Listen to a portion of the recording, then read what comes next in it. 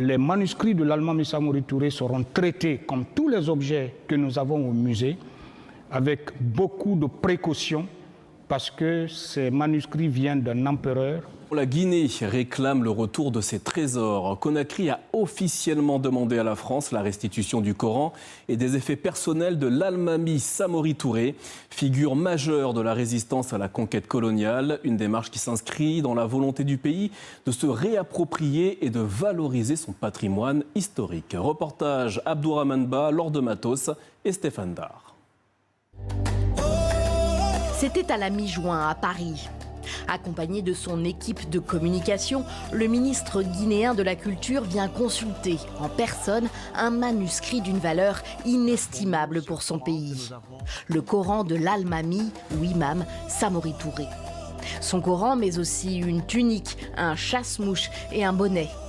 Des objets exposés dans ce musée de l'armée en France et qui ont appartenu à cette figure de la résistance africaine à la conquête coloniale française. Des objets pris à Samori Touré après sa capture par l'armée française en 1898, puis son exil au Gabon. Dans la foulée de cette visite, la Guinée a officiellement demandé à la France de lui restituer ses pièces. La réponse officielle n'a pas encore été rendue publique, mais nous avons espoir que cette demande, qui est légitime, qui a une dimension de souveraineté, eh bien, nous espérons que cette demande ne rencontrera aucun obstacle de la part de la partie française. Avant la Guinée, d'autres pays africains ont fait des demandes qui ont été couronnées de succès. Les effets de Samori Touré seront à terme exposés ici, au Musée national, dans le quartier de Sandervalia à Conakry. Une extension du bâtiment prévue pour 2030 accueillera une salle dédiée.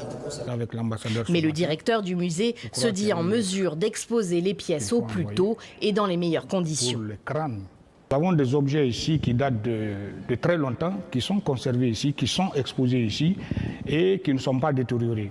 Donc les manuscrits de l'Allemand Samori Touré seront traités comme tous les objets que nous avons au musée, avec beaucoup de précautions, parce que ces manuscrits viennent d'un empereur. Si la France valide officiellement le principe de la restitution, la Guinée mettra sur pied un comité d'experts.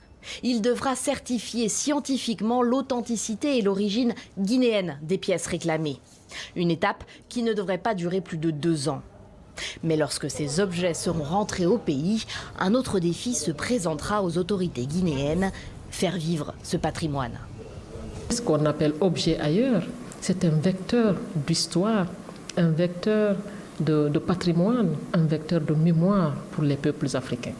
Il est important que les Africains puissent le connaître et le comprendre. Parce que si on ne connaît pas son histoire, si on ne connaît pas son patrimoine, on ne peut pas construire ensemble une mémoire. La professeure Diallo plaide pour une documentation rapide des pièces afin d'intégrer leur étude dans les programmes scolaires.